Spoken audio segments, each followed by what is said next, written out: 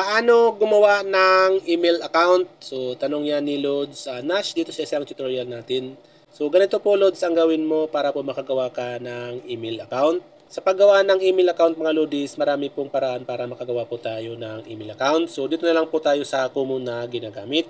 So, ang gagamitin ko po dito Lods ay itong Gmail application. Yan, i-click po natin yan or mag-install po kayo kung wala kayo nito. Pwede rin po gamitin nyo ang Drive, Photo, Google, kahit setting po ng yung device, pwede po yan mga Lods. So dito na lang tayo sa ating Gmail apps. Open natin. And then mga Lods, ganito po ang lalabas niyan. So kung hindi po ganito mga Lods, so kung meron na pong nakalagin dyan na iba, hindi na po ganito ang lalabas niyan. So i-click nyo na lang po ang tatlong dot sa taas na yung part ng dyan.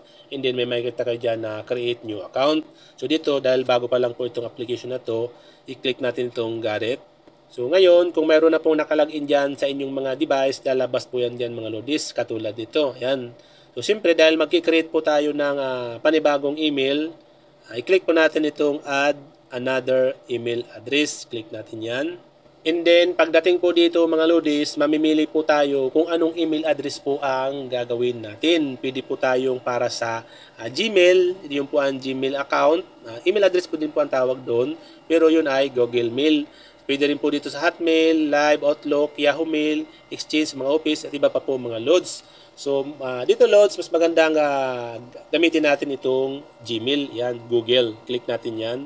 And then, mapupunta tayo dito sa Google. So, siyempre, wala pa naman tayong account. Kung may account na po kayo, ilagay nyo po yan dyan.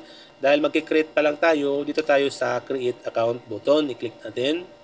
And then, may dalawa pong uri ng email kayong pwedeng gawin mga Lods. Una, itong personal use. Yan. Pangalawa po, itong for work or my business. Kung gagamitin nyo po yung account na yan para po sa business or trabaho, ito po ang pipiliin nyo Lods. Ngayon, kung mga pang-personal lang, gagamitin nyo sa Facebook, paggawa ng Facebook or iba pong mga email, dito po kayo sa my personal use. So, ang gagamitin ko po dito Lods ay for my personal use. Click natin yan. Tapos, maglalagay na po tayo dito ng ating first name at last name. Optional naman po ang last name kung ayaw nyo maglagay. Pwede po kayo maglagay ng ibang pangalan dyan. Kung ano po yung option nyo. Madali lang naman po palitan yan. So, pag once po na nalagay nyo na yung inyong pangalan na gusto nyo ilagay dyan, i-click nyo na po itong next button. And then, mapupunta tayo dito sa basic information. Ilalagay po natin dito yung ating birthday and then gender, yung kasarian po natin. Pag nalagay nyo na po yung birthday nyo and then gender nyo, i-click nyo po itong next button. And then, mapupunta tayo dito, Lods. So, dito, may dalawang email address na naisasuggest sa iyo si Google na pwede mo pong gamitin. Kung ayaw nyo naman po ng ganyang Gmail na sinasuggest niya, pwede po kayo mag-create ng sarili nyong Gmail or email.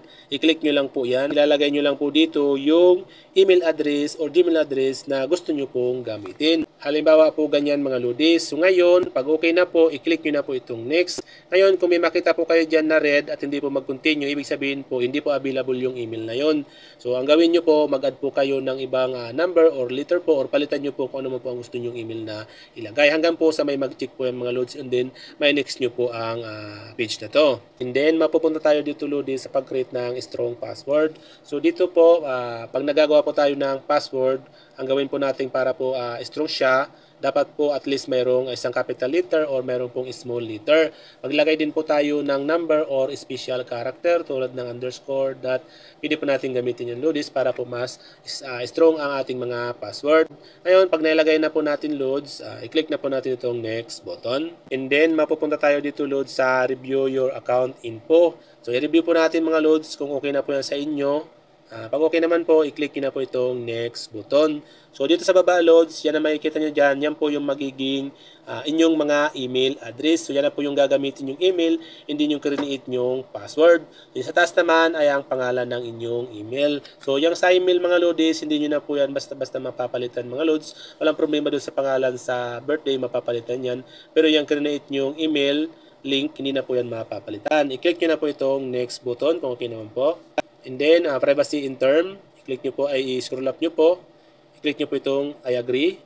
And then, magbaback siya dito Lods. Ngayon, pag ganito na po ang lumabas, okay na po yung Lods na kakanit na ilalagin na lang po natin yung ginawa nating email account kung saan po natin gustong ilagin.